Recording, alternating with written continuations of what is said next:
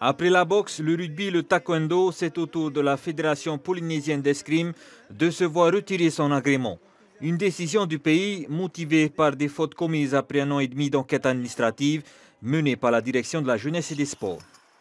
On s'est focalisé sur 3 points effectivement qui ont été notifiés à la Fédération polynésienne d'escrime, que sont le non-respect des règles de sécurité, le non-respect en fait aussi des conditions statutaires et réglementaires, donc sur notamment des AG, des votes comme ça, et sur des comptes sur lesquels on a quelques doutes sérieux. Alors qu'est-ce qu'ils font? Ils jugent par rapport aux allégations. Pour sa part, Bruno Sanchez accuse le coup. Pour lui, des erreurs ont pu être faites, mais pas au point de subir une telle sentence. Surtout que lui et ses proches ont été les piliers du développement de cette discipline au FENUO. Anthony Feu parle de sélection, encore une fois, il ne comprend vraiment rien à l'escrime, il n'y a pas de sélection parce qu'il n'y a pas de quota.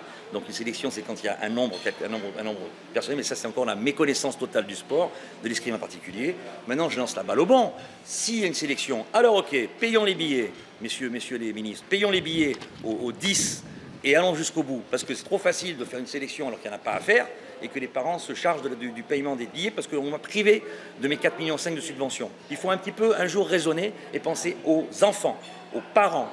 Une convention, un agrément et une délégation de service public. Si on la retire, soit on se laisse faire, soit on demande des raisons. Et c'est ce que je vais faire.